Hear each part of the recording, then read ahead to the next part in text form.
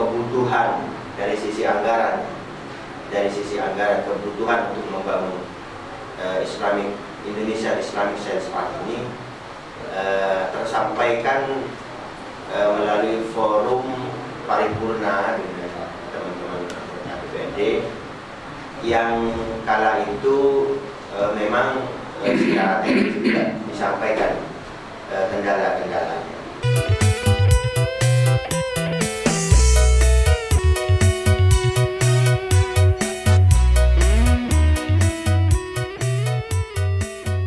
Assalamualaikum warahmatullahi wabarakatuh. Apa kabar sahabat Iqomah TV Indonesia Culture of Madura? Berjumpa kembali dengan saya Intara Taklim dalam acara One Voice. Kesempatan saat ini kita berada di Pondok Pesantren Syekhona Khalil Bangkalan. Saat ini saya bersama Kiai Haji Muhammad Nasih Ashol sekaligus sebagai pengasuh Pondok Pesantren Syekhona Khalil Bangkalan. Assalamualaikum Kiai. Gimana hari ini, sehat-sehat? Alhamdulillah sehat. Ya, ini langsung aja Kiai. Saya mohon tanggapan bagaimana pendapat jenengan tentang masalah rencana pembangunan Islamic Science Park yang digagas oleh Gubernur Jawa Timur. Monggo ya. Iya. Jadi memang wacana tentang pembangunan Islamic Science Park, Indonesia Islamic Science Park yang digagas oleh Ibu Khofifah ini memang seperti Pak Kalimat tadi sampaikan, memang itu merupakan janji politik yang kemudian juga terus diupayakan oleh Gubernur. Bahkan di periode pertama beliau itu menjabat sebagai gubernur, ini juga yang disampaikan kepada teman-teman anggota DPRD yang ada di Indrapura, termasuk juga persoalan-persoalan. Jadi kebutuhan dari sisi anggaran, kebutuhan untuk membangun Indonesia Islamic Science Park ini tersampaikan melalui forum paripurna dengan teman-teman anggota DPRD yang kala itu memang secara teknis juga disampaikan kendala-kendalanya. Kalau kemudian hari ini wacana itu dibahas kembali, kemudian dibicarakan kembali, ya saya melihat mungkin ada sedikit solusi yang kemudian didapat ya setelah sebelumnya itu memang persoalannya adalah terkait pembebasan lahan yang memang masih yang saya dengar itu masih belum pada tahap atau belum sampai ke apalagi ke 50%. Ya, ke 15% aja itu masih belum dalam upaya pembebasan lahan. Sehingga kemudian memang Ibu Khofifah mencoba melanjutkan upaya pembebasan ini dengan menghadirkan intervensi dari pemerintah pusat. Dalam hal ini kemudian yang seperti kita ketahui memang Pak Jokowi sudah menandatangani Perpres tentang pembangunan ini. Harapannya adalah bahwa memang ini bisa disegerakan. Harapannya memang pembangunan ini sudah bisa dimulai, jangan sampai kemudian di masa Khofifah menjadi gubernur ternyata tidak ada satupun pertanda-pertanda bahwa pembangunan ini akan dilakukan. Yang pasti bahwa rencana ini mendapatkan support dukungan yang full dari tidak hanya masyarakat tetapi mereka yang terwakili melalui parlemen ini juga menyuarakan hal yang sama, bahwa kemudian ada kendala-kendala, ada persoalan-persoalan yang secara teknis menghambat dalam rencana pembangunan ini, maka kami selalu mendorong untuk sebisa mungkin ya paling tidak tidak mengandalkan kepada satu opsi saja, tetapi ada beberapa opsi yang bisa dilakukan untuk bagaimana persoalan pembebasan lahan ini ya tidak bersifat menunggu, tetapi memang dari atas itu benar-benar bergerak untuk melakukan upaya-upaya pembebasan. Dari sisi anggaran sekali lagi sudah digambarkan sebenarnya kebutuhan anggaran untuk pembangunan ini, dan bahwa kami sekali lagi teman-teman anggota bersama teman-teman anggota memang bersepakat untuk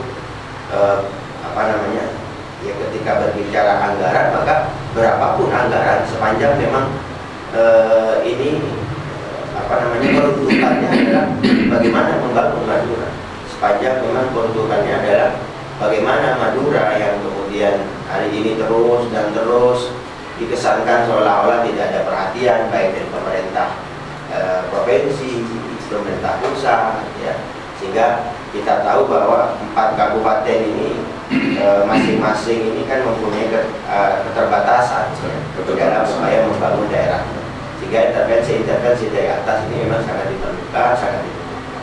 Kira-kira anggaran ini sumbernya dari mana? Ya, tentu sumber anggaran terbesarnya memang dari provinsi, karena memang ini adalah merupakan inisiatif dari Ibu Khofifah, tetapi kemudian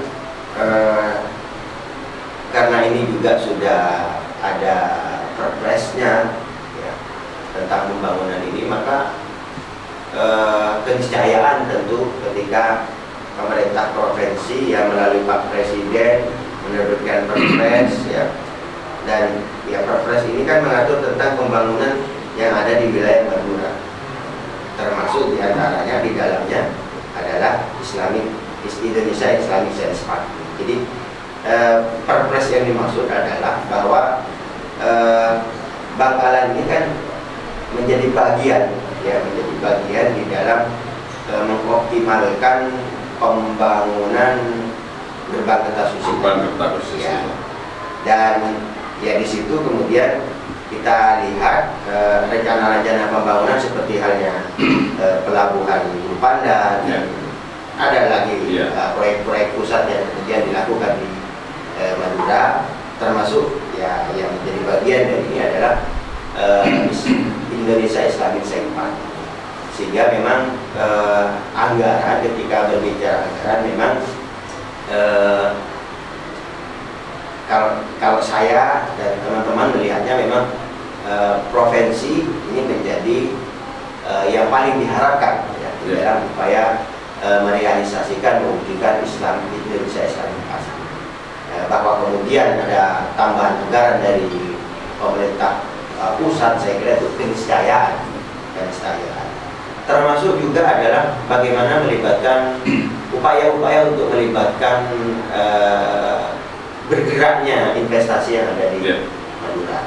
Ya, kita tahu bahwa Madura ini ya memang menjadi sulit, ya, karena memang Madura ini dianggap wilayah yang ya bagi para investor kurang menarik.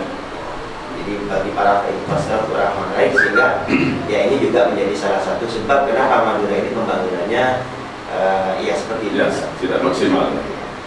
Jadi keniscayaan anggaran ini kira-kira jenengan sudah bisa nggak mengkalkulasi persentase dari yang disiapin oleh pemerintah provinsi? Apa kira-kira sudah ada gambaran berapa persen dari sekian anggaran yang diperuntukkan ISP? Kalau kita melihat dan membacanya tidak ada prosentasi, karena memang seperti yang saya sampaikan tadi, bahwa perpres yang dimaksud ini adalah tidak hanya berbicara tentang Indonesia Islamic Science Park, tapi berbicara tentang Bangkalan yang menjadi bagian dari gerbang Kertasuci. Tetapi yang harus dipahami adalah bahwa sekali lagi inisiatif untuk membangun Indonesia Islamic Science Park ini adalah memang inisiatif yang muncul dari Provinsi Jawa Timur dalam hal ini melalui Ibu Khofifah, dan tentu kita melihatnya bahwa kebutuhan anggarannya memang ya tidak sedikit, dan Ibu Khofifah bersama teman-teman DPRD ya ini ya harus terus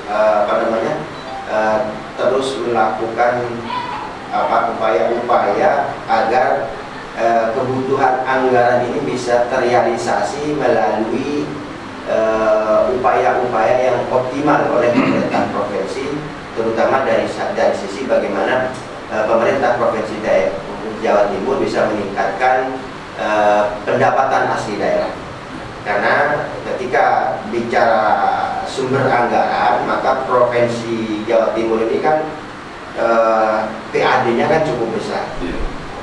Tetapi karena ini yang dibutuhkan juga tidak kecil, maka berpikirnya adalah bagaimana meningkatkan, ya, mengoptimalkan PAD yang ada di Jawa Timur dari berbagai sektor, dari berbagai unit usaha yang dimiliki oleh pemerintah Provinsi Jawa Timur, dan melalui itu maka saya kira berapapun yang dibutuhkan provinsi akan siap untuk merealisasikan kebutuhan. Itu pertanyaan yang luar biasa dari tokoh Madura ini. Berapa? Kalau 40%, katakanlah dari anggaran 2 triliun, pemerintah menyiapin 40%, katakanlah 800 miliar. Siap. Orang Madura yang ada di Jakarta menutupi 1 triliun 200 miliarnya. Nah, apakah ini juga perlu kita gagas supaya mereka bupati, terus DPR, terus UTM dan lain sebagainya bisa ketemu dengan gubernur untuk menyampaikan persoalan ini? Saya kira kita, atau saya lah dalam hal ini, ini sebuah harapan besar. Ini adalah harapan besar supaya program ini bisa segera direalisasi, bahwa kemudian kebutuhan anggaran untuk membangun ini adalah merupakan wilayah yang memang harus dipastikan oleh pemerintah, ya, pemerintah dalam hal ini. Maka saya melihatnya keterlibatan pihak-pihak lain, ya, pihak swasta dalam hal ini, saya kira itu ruangnya ada, ruangnya tersendiri. Tidak kemudian bahwa anggaran yang dibutuhkan berapa triliun, kemudian ternyata dana yang ada masih segini misalkan. Nah, maka ini ruang yang lain daripada bagaimana upaya penyiapan ini. Nah, kalau kita melihatnya bahwa Bangkalan atau Madura secara umum ini perlu ada pergerakan dalam hal investasi, maka pihak-pihak swasta yang berkepentingan, ya, dalam upaya membangun Madura, ya ini saya kira nantinya akan bergerak di wilayah itu. Bagaimana seiring dengan berdirinya Indonesia Islamic Science Park, ya, kemudian di situ ada sentra UKM, ya, kemudian di situ ada berbagai perusahaan-perusahaan yang berdiri, ya, termasuk yang disampaikan oleh Ibu Khofifah nanti hotelnya tidak boleh bintang 5, hotelnya harus bintang 7. Nah, ini adalah wilayah-wilayah investasi yang kemudian bisa mensupport terhadap bagaimana optimalisasi pemanfaatan daripada pembangunan Indonesia Islamic Science Park. Terima kasih. Kita berjumpa kembali di lain kesempatan. Assalamualaikum warahmatullahi wabarakatuh. Waalaikumsalam.